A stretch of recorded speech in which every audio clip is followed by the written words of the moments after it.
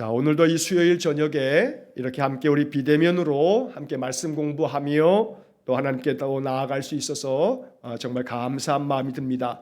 늘 우리가 있는 그곳에서 하나님 찾는 마음이 항상 간절해지고, 그래서 말씀으로 잘 우리가 훈련되고 무장되어서 우리가 이 어려움의 시기를 또 잘 넘겨가고 또 통과할 수 있기를 간절히 기도합니다.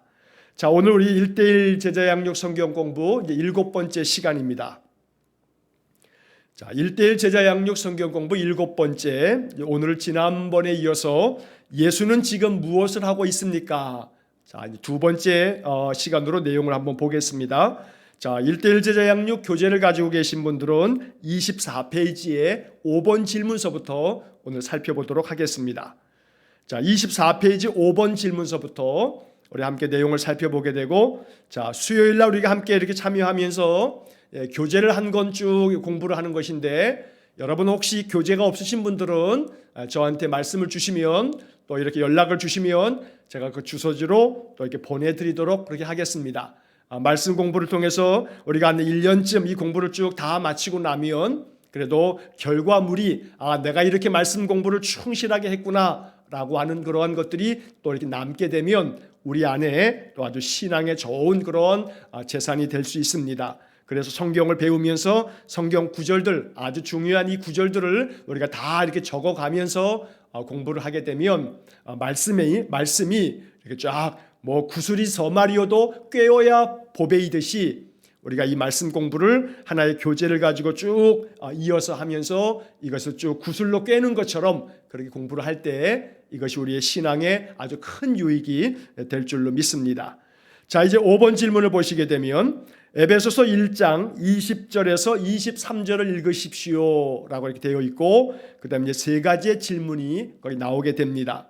자, 먼저 에베소서 1장 20절부터 23절까지의 말씀을 우리 한번 같이 읽도록 하겠습니다.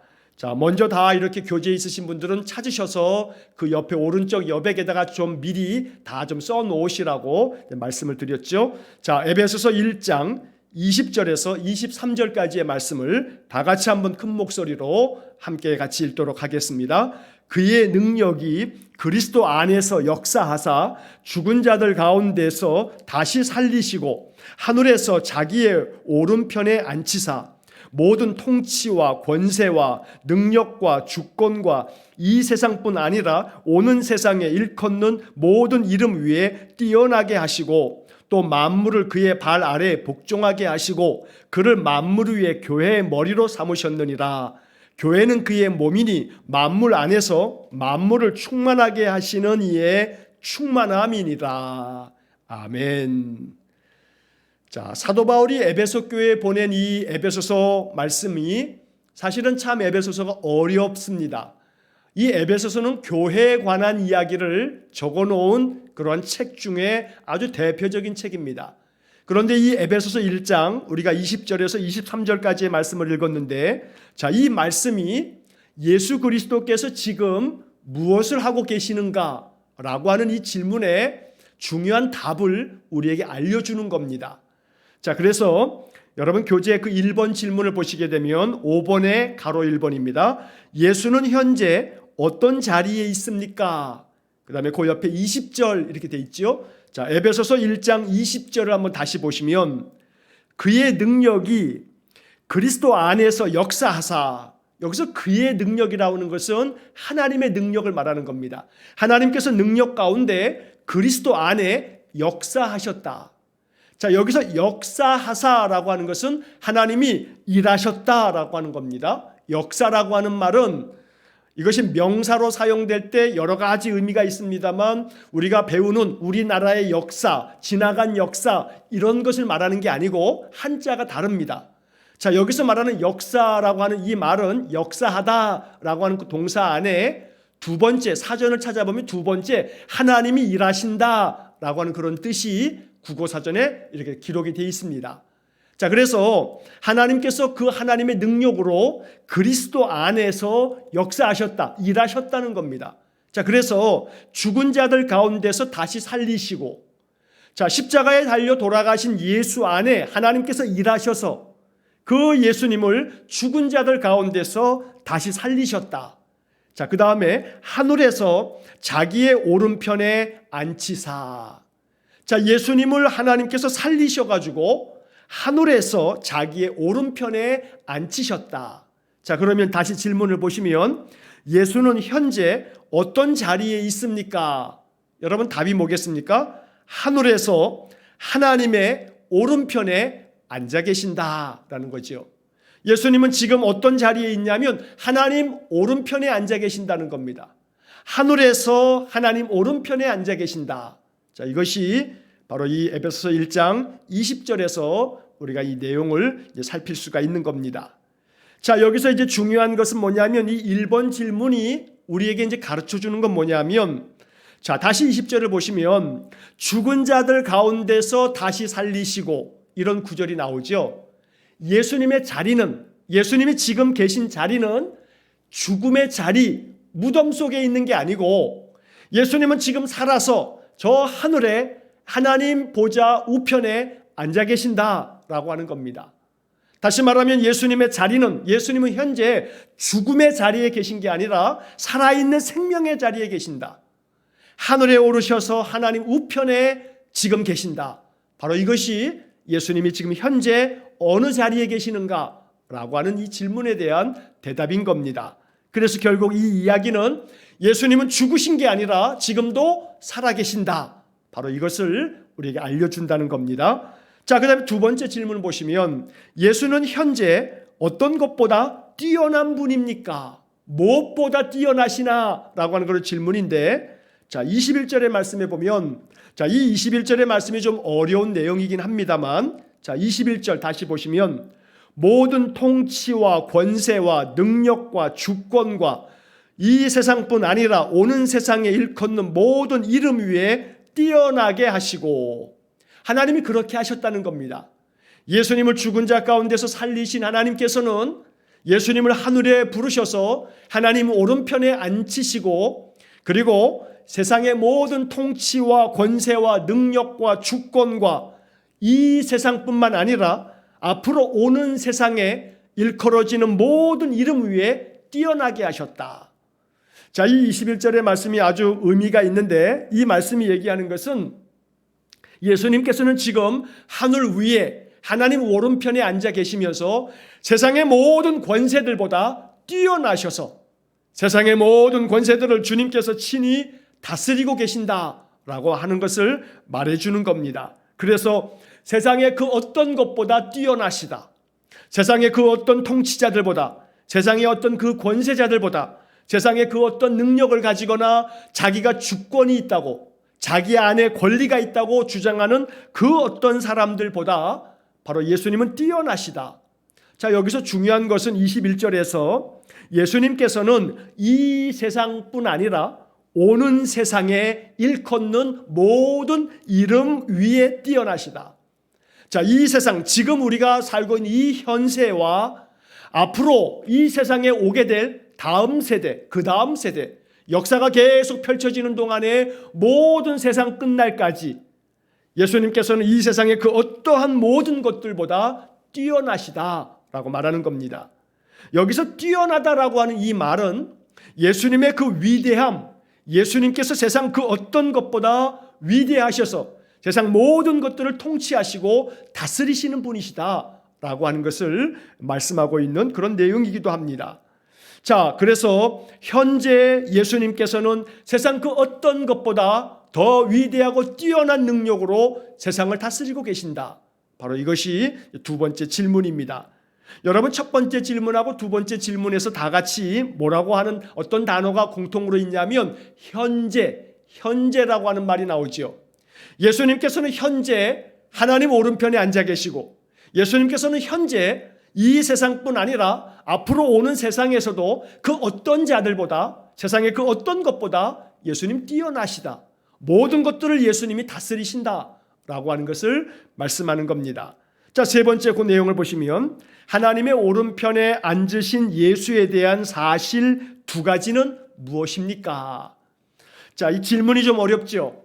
하나님의 오른편에 앉아 계신 예수님께 대하여 지금 이 에베소서에서 두 가지 사실을 알려주고 있다는 겁니다.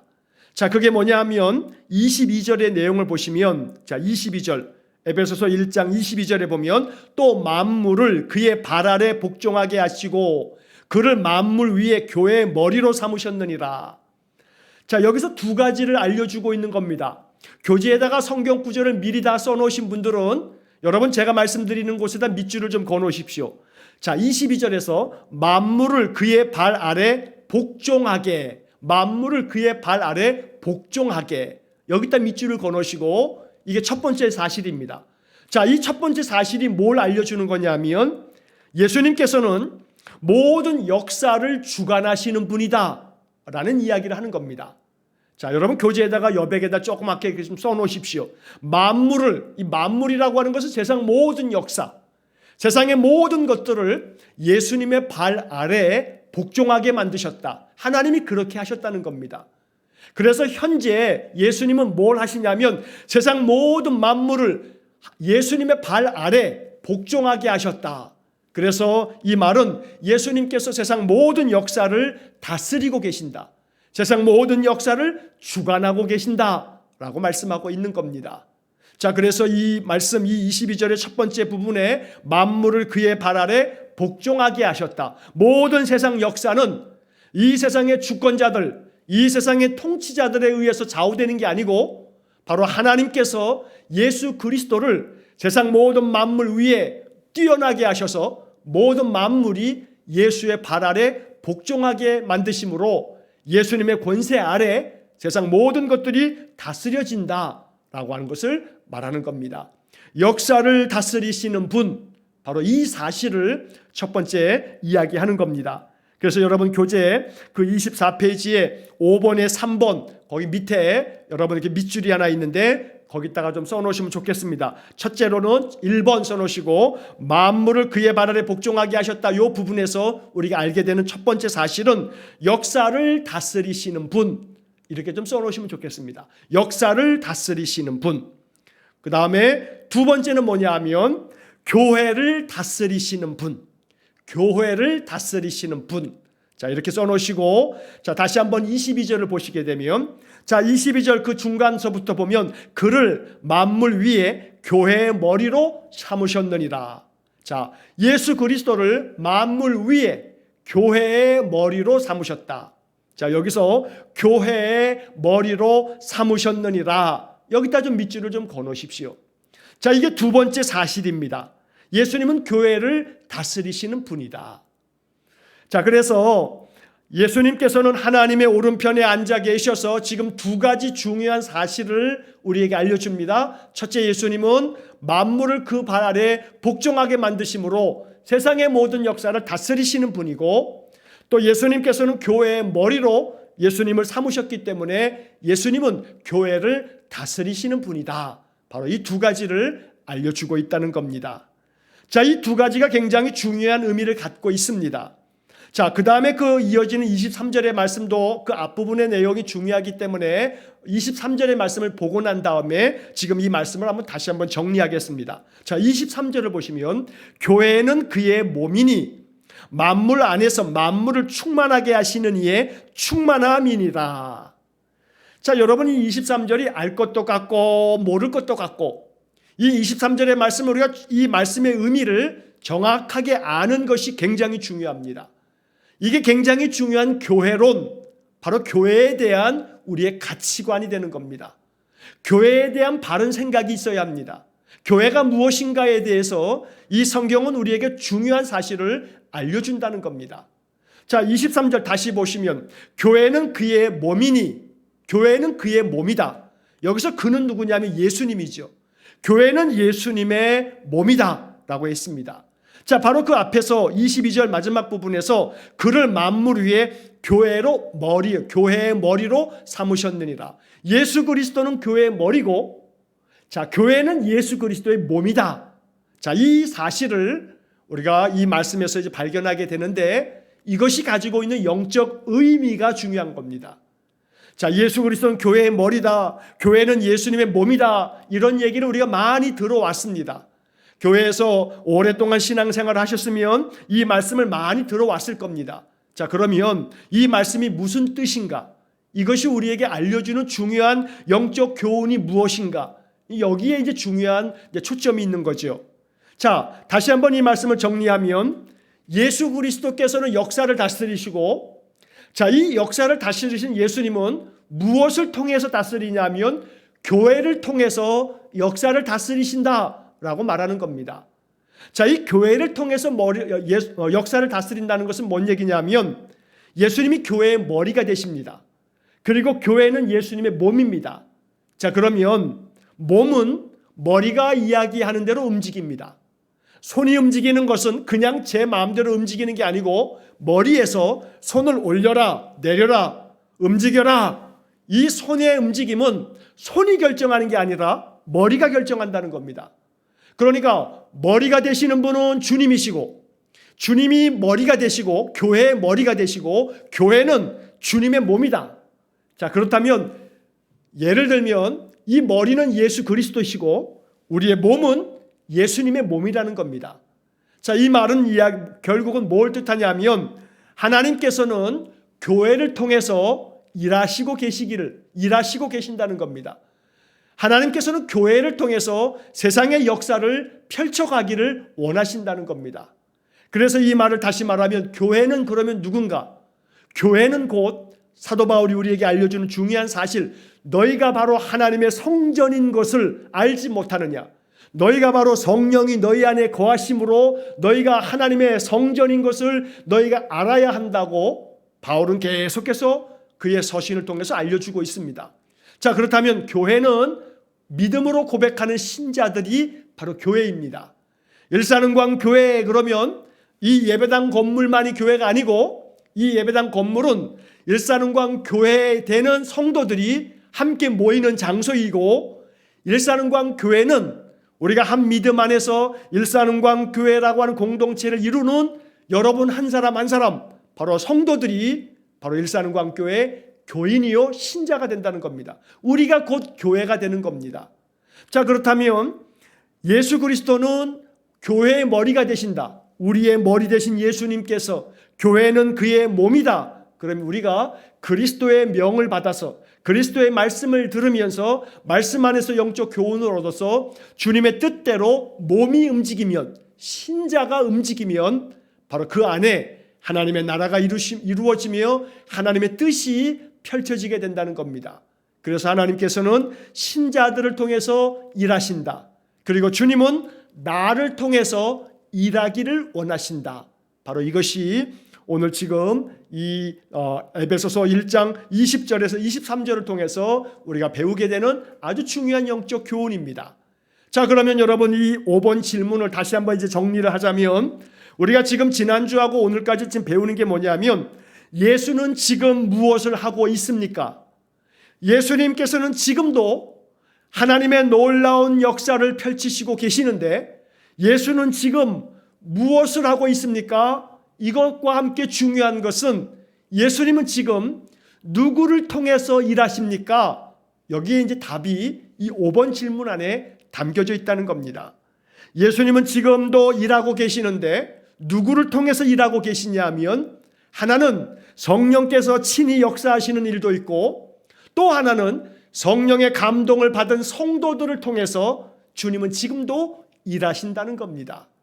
여기서 우리는 주님의 몸이 되기를 원하는 마음으로 내가 주님의 몸입니다. 교회가 그의 몸이라 했으니 내가 바로 교회요. 나는 주님의 몸입니다. 주님 말씀만 하십시오. 몸인 내가 움직이겠습니다. 머리의 명을 받아서 머리가 시키는 대로 몸이 움직이듯이 주님께서 내게 말씀하시는 대로 내가 움직이겠습니다. 이게 바로 예수님께서 나를 통해서 일하시는 그런 주님의 역사가 된다는 것입니다. 그래서 여러분들이 지금 5번 질문은 아주 굉장히 중요한 그런 의미가 있는 겁니다. 하나님께서 세상에서 일하시는 방법, 첫 번째는 하나님께서 직접 놀라운 은총의 표적을 나타내시면서 성령께서 직접 관여하셔서 역사하시는 일도 있고, 또한 두 번째 하나님께서 일하시는 방법, 하나님의 성령의 감동을 받은 신자들을 통해서, 다시 말하면 머리 대신 주님을 따라서 그 머리의 말씀을 따라 움직이는 몸된 교회, 바로 교회가 되는 성도들을 통해서 하나님은 지금도 일하시고 계신다. 그래서 성도, 신자인 나를 통해서 하나님이 일하시도록, 예를 들면 내 주변 사람들이 나로 말미암아 그 사람들이 위로를 받고 나로 말미암아 도움을 받는다면 그것은 저 사람들이 나 때문이 아니고 내 안에 계신 하나님께서 내 마음에 감동을 주어서 나로 하여금 저 사람을 돕게 하였다면 그것은 바로 내가 도운 것이 아니고 나에게 그런 감동을 주신 하나님께서 당신을 도운 것이요, 이렇게 말할 수 있다는 겁니다. 그 사람들이 깨닫지 못한다 할지라도 하나님께서 나를 통해서 그 사람을 도우셨다는 거지요. 자, 그래서 하나님이 일하시는 방법은 하나님의 은혜의 말씀 안에서 감동이 되어서 말씀대로 움직이는 몸된 성도들을 통해서 하나님은 지금도 일하시고 계신다. 예수님은 지금도 일하시고 계시는데 누구를 통해서? 바로 하나님의 말씀 안에서 감동된 신자들을 통해서, 거룩한 성도들을 통해서 하나님은 일하신다. 바로 이것이 오늘 우리가 이 에베소서 1장을 통해서 마음속에 배워야 하는 아주 중요한 말씀이 된다는 것입니다. 자, 이제 그 다음에 이제 6번째 질문을 한번 보겠습니다. 교재 6번입니다. 자, 교재 24페이지의 6번 질문. 자, 예수가 다시 살아나서 하늘에 올라간 후 제자들이 예수에 대해 가장 강조한 것은 무엇입니까? 자, 사도행전 2장 32절, 또 사도행전 4장 33절, 이렇게 참고 구절이 적혀져 있습니다. 자, 사도행전 2장의 말씀부터 보시면 사도행전 2장 32절을 한번 같이 읽겠습니다. 이 예수를 하나님이 살리신지라 우리가 다 이 일의 증인이로다. 자, 여러분 이 교재에다가 이 성경 구절을 써놓으신 분이 있다면, 자, 첫 번째로는 하나님이 살리신지라, 하나님이 살리신지라, 여기다가 좀 밑줄을 좀 하나 거놓으시면 좋겠습니다.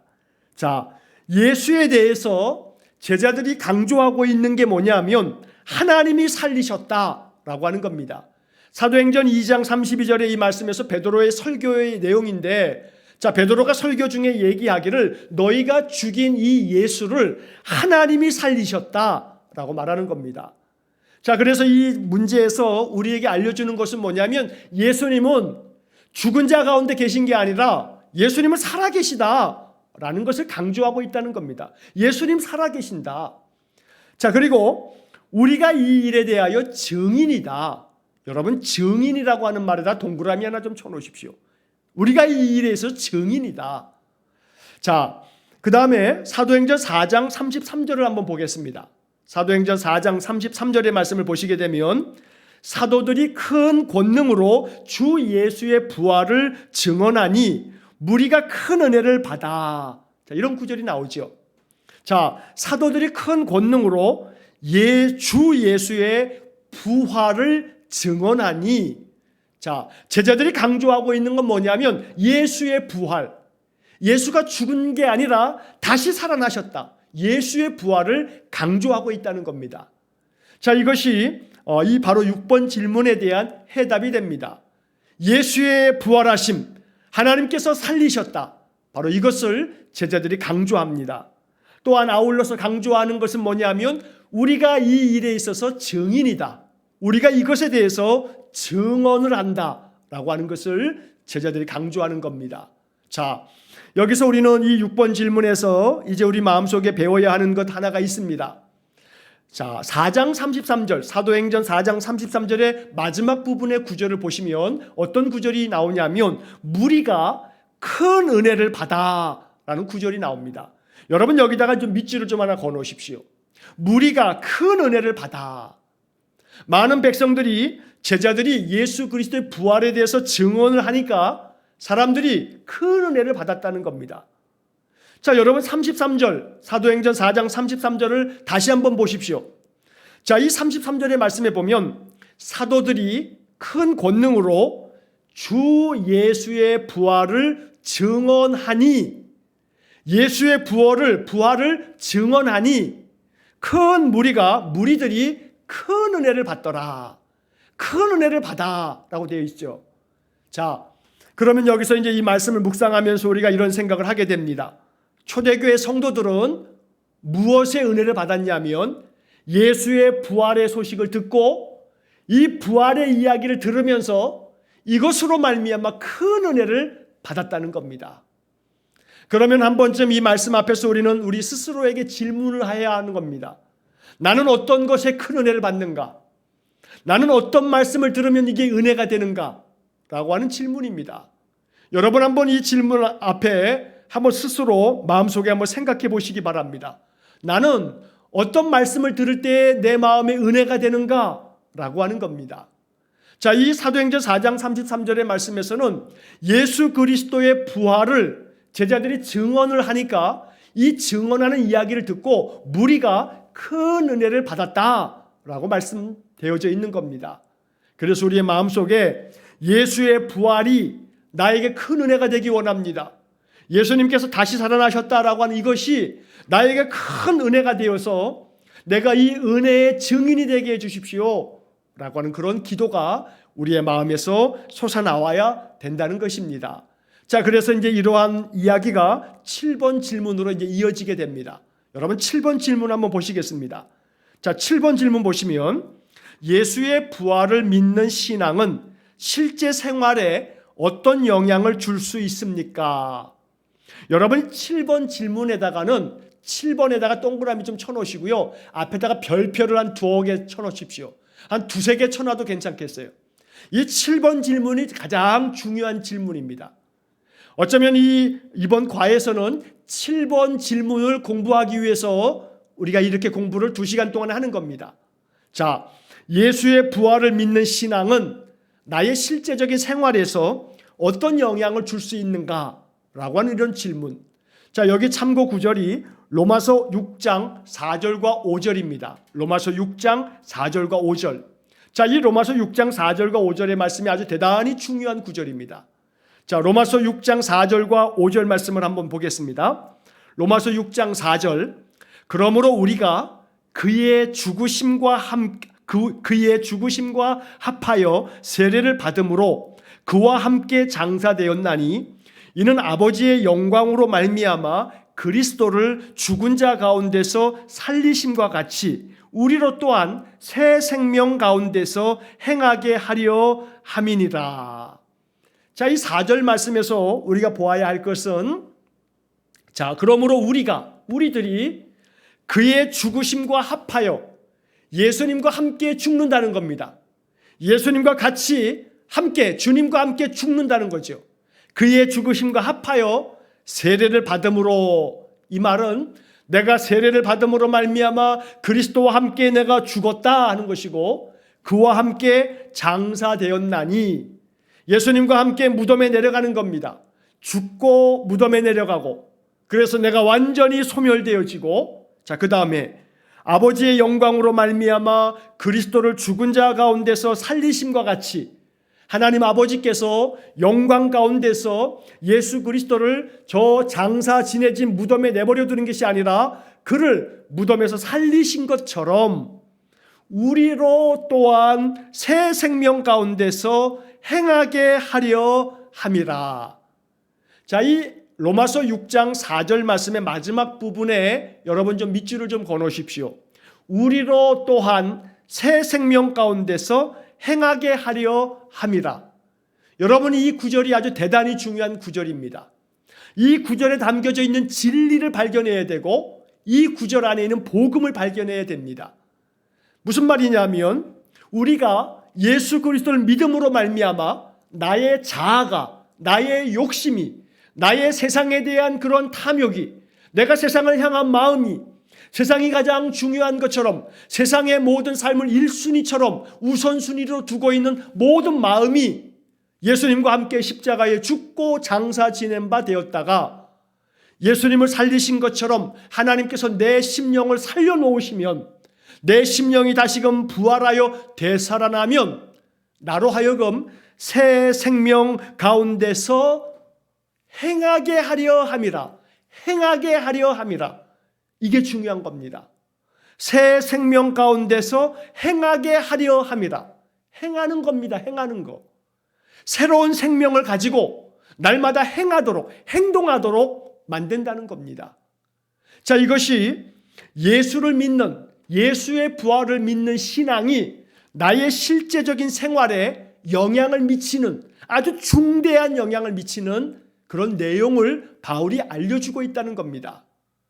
예수의 부활에 감동이 되고 예수의 부활을 믿는 사람들은 예수께서 지금도 살아 역사하신다, 그 예수님께서 내 안에 계셔서 예수님이 나와 함께 합하여 나를 통해서 예수님은 일하신다, 그러므로 내가 하는 일은 내가 하는 게 아니고 내 안에 계신 예수님이 행하는 것이다. 그러니 어떤 일을 하든지 간에, 살림을 하든지 직장에서 일을 하든지 사업을 벌이든지 주님의 어떤 일을 하든지 간에, 내가 사람을 만나고 사람들과 어떠한 일을 도모하고 내가 어떠한 일들을 무엇을 하든지 간에 항상 마음속에 생각해야 할 것은 내 안에 예수님께서 살아계신다. 그리고 지금 내가 하는 일은 내가 하는 게 아니라 예수님이 하시는 일이다. 여러분, 그렇게 우리의 믿음이 세워지게 되면 나는 날마다 예수께서 내 안에 계셔서 예수님께서 행하시는 일을 행하는 것이기 때문에 그 안에 성실함이 있고 그 안에 정성이 담긴 충성됨이 있다는 겁니다. 여러분, 그런 마음으로 일할 때 거기에 예수 그리스도의 영광이 임하는 겁니다. 예수 믿는 사람들이 세상에서 욕을 먹습니다. 왜냐하면 잔꾀를 부립니다. 또 아주 앞에서는 온갖 굉장히 자기가 최고인 것처럼 온갖 모습을 보여주다가도 뒤만 돌아서면 전혀 그렇지 않은 본색을 드러낼 때 세상에 있는 주변 사람들은 우리의 그런 실상을 보면서 아주 아연실색합니다. 예수 믿는 사람들의 그 이중성, 예수 믿는 사람들의 그 위선적인 그런 행동, 그런 모습을 보면서 예수 믿는 사람 어이고 손사래를 친다는 겁니다. 왜 그러냐 하면 그 사람들 안에 지금 이 7번째 질문에 대한 온전한 배움이 없기 때문에 그런 겁니다. 내가 예수를 믿는다라고 하는 것은 뭐냐 하면 내 안에 예수 그리스도께서 살아계셔서 부활의 주님을 믿는 겁니다. 부활하신 예수님이 내 안에 계셔서 지금도 살아계신다. 그리고 그 주님께서는 내 안에서 나를 통해서 일하고 계신다. 예수님은 지금 나의 머리가 되시고 나는 예수님의 몸이다. 나는 예수님께서 명하시는 대로 움직인다, 행한다 라는 겁니다. 그래서 직장에서 일을 하셔도 예수님이 내 안에 계심으로 예수님이 일하시는 것이기 때문에 예수님은 직장에서도 진실되게 성실하게 온 능력을 발휘하면서 자기의 직임을 감당할 겁니다. 그러면 주변 사람들에게 그 성실함이 인정되고 그 능력이 인정되고 사람들에게 존귀히 여김을 받게 될 겁니다. 그저 눈 가리고 아웅하듯이 하는 게 아니고 상사가 있거나 또 아니면 오너가 있거나 윗사람이 있을 때만 행동하는 것처럼 그저 앞하고 뒤가 다른 게 아니고 언제나 누가 보든지 상관없이 자기에게 주어진 모든 일에 중심을 다할 줄 아는 그러한 사람들. 왜냐하면 내 안에 예수님께서 살아계시기 때문에, 내 안에 예수님이 살아계심으로 예수님이 나를 통해서 일하고 계시는 거다. 이렇게 우리가 살아간다면 바로 이것이 새 생명 가운데서 행하게 되는 겁니다. 이게 바로 예수 그리스도의 부활이 지금 나의 실제 생활에 영향을 미치는 것이다 라고 말할 수 있다는 겁니다. 자, 그 다음에 이어지는 로마서 6장 5절의 말씀을 보시면, 로마서 6장 5절 말씀, 만일 우리가 그의 죽으심과 같은 모양으로 연합한 자가 되었으면 또한 그의 부활과 같은 모양으로 연합한 자도 되리라. 자, 여기서 연합한 자라고 하는 말에다가 동그라미를 좀 쳐놓으십시오. 2번이나 나오죠. 연합한 자, 연합한 자. 이게 바로 신앙의 본질입니다. 여러분, 예수님을 믿는 신앙의 본질은 예수 그리스도와 연합한 삶을 사는 것. 좀 전에도 계속 강조한 것처럼 예수님께서 살아 역사하셔서 지금 내 안에 계시는 것. 그래서 부활하신 주님이 내 안에 계셔서 내 안에 새 생명이 충만함으로 말미암아 내가 행하는 모든 일들이 내가 하는 게 아니라 내 안에 계신 예수님께서 행하시는 것. 그래서 예수 그리스도와 함께 연합한 자, 이 사람이 성숙한 그리스도인입니다. 예수 그리스도와 함께 연합한 그러한 생활, 바로 이것이 예수 믿는 본질이라고 말할 수 있다는 겁니다. 예수를 왜 믿는가? 부활하신 예수님이 내 안에 거하셔서 예수님과 연합한 자가 되어서 예수님께서 내 안에서 행하시도록 나는 예수님의 그 뜻을 온전히 받들어서 예수님이 이 땅에서 나를 통해서 이루시기를 원하시는 그 모든 주의 일을 감당하기 위해서 나는 예수를 믿는다. 여러분, 이게 예수 믿는 이유입니다. 예수 믿어서 복 받으려고, 예수 믿어서 천국 가려고, 이거는 초등생활, 신앙의 초등의 단계입니다.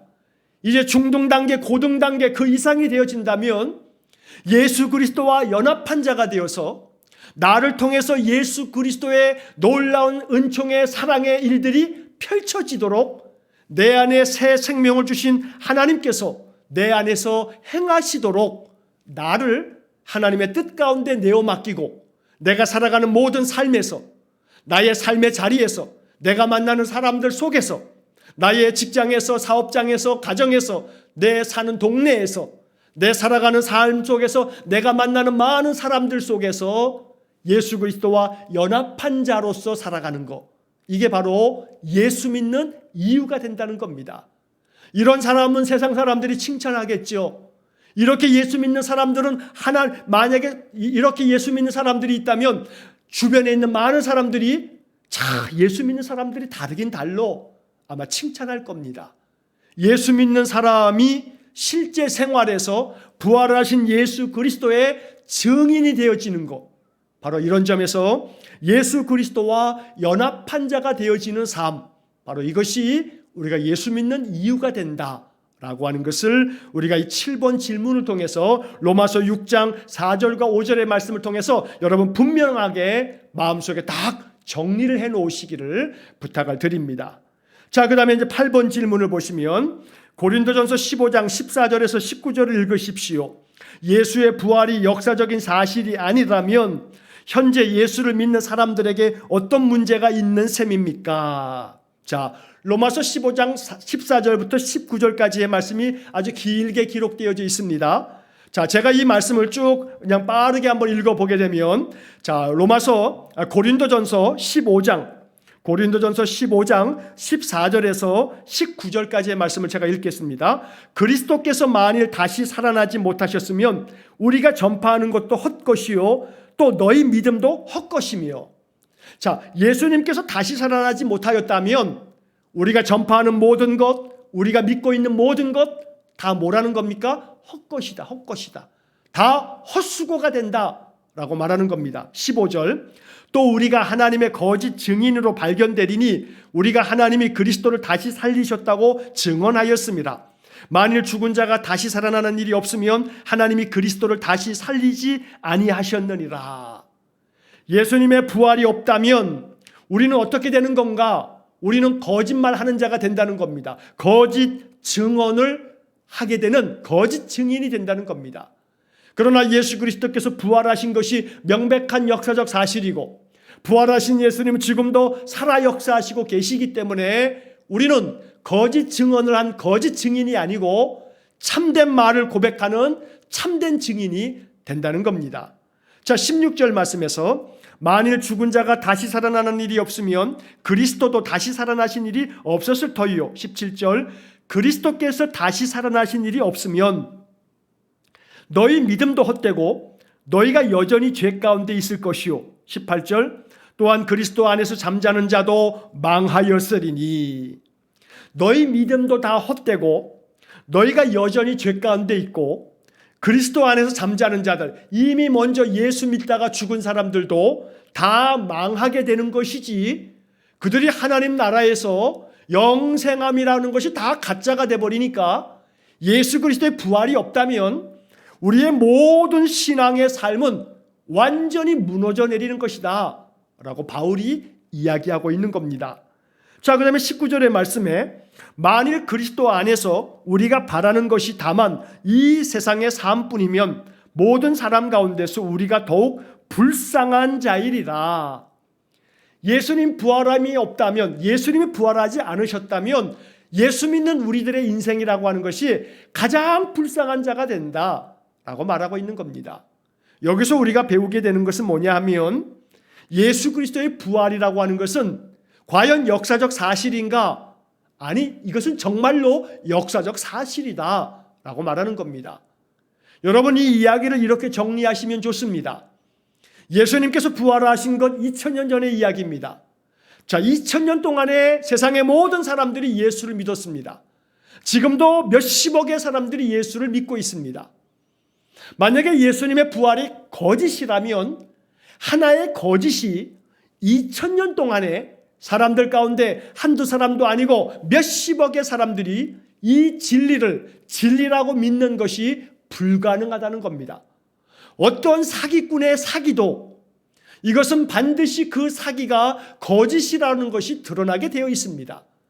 만약에 예수님의 부활이 거짓이라면 2000년 동안에 이렇게 역사 가운데 어마어마한 많은 사람들이 지금까지 2000년 동안에 이 진리의 말씀을 이 이야기 때문에 속아 넘어가지 않을 겁니다. 이게 만약에 거짓이라면, 그러니까 2000년의 역사 가운데 지금까지 어마어마하게 수를 헤아릴 수 없는 성도들이 이 예수의 부활의 믿음을 가지고 이 증거를 가지고 인생을 살아갔다는 것은 바로 예수님의 부활이 지금도 살아 역사하심이 오늘도 현재도 이것이 사실이요, 이것이 진리다라고 하는 것에 대한 반증이라는 겁니다. 만약에 예수님이 부활하시지 않았다면, 기독교 신앙이 다 거짓된 거라면 2000년 동안에 이 종교가 지탱할 수가 없는 겁니다. 사람들이 예수 그리스도의 이 진리의 말씀을 따르지 않을 겁니다. 그러나 예수의 복음이 진리이기 때문에, 이것이 한치의 거짓이 없기 때문에 2000년 동안에 이렇게 많은 사람들에게 영향을 미치고 있으며, 지금도 예수의 이 복음의 말씀, 하나님의 이 약속의 생명의 말씀 때문에 인생의 삶에서 새 생명을 가지고 사는 사람이 많다는 겁니다. 자, 그런 점에서 우리는 이 예수 그리스도의 부활의 역사적인 사실, 이것이 과거의 한 사건으로 끝난 것이 아니라 지금도 예수님은 하나님 오른편에 계시면서 성령을 통해서 믿음의 성도들의 마음에 감동을 주어서 주님은 지금도 일하고 계신다. 성령께서는 지금도 역사하고 계신다. 바로 이러한 믿음을 우리가 갖게 되는 것입니다. 이러한 믿음이 우리 안에 분명하게 세워지기를 간절히 축원합니다. 자, 마지막에 이제 9번 질문을 보고 마치겠습니다. 자, 9번 질문에 보면, 자, 예수의 부활을 믿지 못하면서도 예수를 높이 평가할 수 있습니다. 그러나 그 평가는 완전할 수 없습니다. 당신은 이제 예수의 부활에 대하여 어떻게 생각합니까? 자, 여러분, 예수 그리스도의 부활에 대해서 우리가 고백해야 할 사실 하나는, 이게 단순히 내가 기독교라고 하는 종교를 믿고 있기 때문에 교리적으로 그냥 무턱대고 받아들이는 게 아니라, 내 마음속에 이 예수 그리스도의 부활에 대해서 깊이 생각하고 마음 가운데 이 말씀이 가지고 있는 진리를 발견하고 깨달을 수 있도록 더 우리가 이 예수의 부활에 대한 깊은 말씀의 세계 안에 들어가야 되는 겁니다. 다시 말하면 예수의 부활을 그냥 무턱대고 그런가 보다 하고 그냥 받는 것이 아니라, 주님, 내가 예수의 부활하신 주님을 내가 날마다 만나기 원합니다. 내 안에 부활의 주님의 능력이 내 삶 속에서, 내 안에서 새 생명의 역사가 되어서 예수님께서 나의 머리가 되셔서 내 안에 감동을 주심으로 나를 통해서 부활하신 주님이 지금도 일하신다는 역사를 내가 보게 해주시고 내 마음속에 깨달아지게 하시고 확고한 믿음이 생겨지게 해주십시오. 이렇게 기도해야 된다는 겁니다. 자, 그래서 예수 그리스도의 부활에 대해서 그냥 아는 사람들, 그래, 난 부활을 믿어 라고 이렇게 믿는다고 말을 하지만 부활하신 주님이 내 안에 살아 역사하시지 않는 사람들, 바로 이것은 예수님의 그 부활함을 온전히 믿는 믿음이 아닙니다. 예수의 부활을 머리로만 아는 것이 아니라 나의 몸으로 알고 나의 삶으로 고백하는 그러한 신앙으로 나아가는 것, 이게 바로 오늘 우리가 이 공부를 하면서 마음속에 결단하고 기도해야 되는 내용이 되는 겁니다. 예수 그리스도의 부활이 내 머릿속에 교리적으로 아는 것이 아니라 아는 것에서 더 깊이 내 삶을 통해서 예수의 부활이 경험되어지는 것, 내 안에 부활하신 예수님이 살아 역사하는 것, 그래서 내 마음속에 절망과 낙담이 아니라 소망이 충만한 것, 내 마음에 원망과 불평이 아니라 감사가 넘쳐나는 것, 부족함이 많아도 견딜 수 있는 용기가 생겨지는 것, 그래서 날마다 예수님 마음 가지고 부활하신 예수님이 나와 함께 연합되어서 내 안에 계신 예수님이 나를 통해서 일하시는 것, 그래서 내 주변의 사람들이, 더더군다나 믿지 않는 사람들이 내 안에 계신 부활하신 예수님을 나를 통해서 느낄 수 있는 것. 당신을 보니 예수님 살아계신 것 같습니다.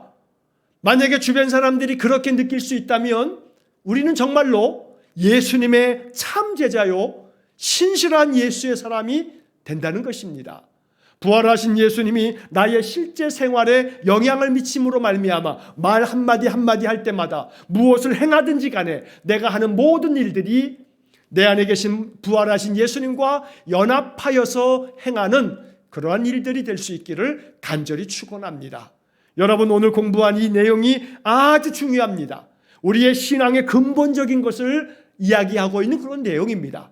예수를 믿는 이유가 무엇인지, 우리가 예수와 함께 사는 것이 무엇인지를 이야기하는 그런 내용이 바로 오늘 공부한 내용들이 되는 겁니다. 이러한 말씀들을 다시 한번 깊이 생각하시고 묵상하시면서 내가 예수 그리스도와 함께 연합하여서 부활하신 주님이 나를 통해서 날마다 일하시도록 늘 주님 말씀으로 내게 감동을 주시고 나와 함께 계시는 주님이 나를 통해서 놀라운 역사를 펼쳐 가시도록 날마다 주님과 동행하는 삶을 살아가시기를 주의 이름으로 간절히 축원합니다. 기도하겠습니다. 사랑이 많으신 하나님, 감사합니다. 수요일 저녁마다 말씀을 배워가면서 이 말씀들이 우리의 신앙의 핵심적인 기초가 되어서 우리의 믿음이 말씀 위에 굳건하게 세워짐으로 우리 성도들의 삶의 자리에서 예수 그리스도와 연합한 삶을 살 수 있도록 은혜를 내려 주옵소서. 부활하여 지금도 살아 역사하시는 우리 주님의 놀라운 표적들이 우리 성도들을 통해서 나타나는 귀한 은혜가 있기를 원합니다. 부활의 증인이 되고 예수 부활로 말미암아 감동이 되어서 주님과 함께 사는 예수 그리스도와 연합한 자가 되어지는 우리 성도들 되게 해 주옵소서. 예수님 이름으로 기도하옵나이다. 아멘. 우리 구주 예수 그리스도의 은혜와 하나님 아버지의 극진하신 사랑하심과 성령의 교통하심이 지금도 부활하여 살아 역사하시는 주님을 마음 중심에 모시어드림으로 주님과 연합한 자가 되어 그리스도의 몸으로서 하나님의 영광을 드러내는 삶을 살기를 마음에 결정하고 다짐하는 머리 숙인 귀한 성도들 위해 영원토록 함께 하시길 축원하옵나이다. 아멘.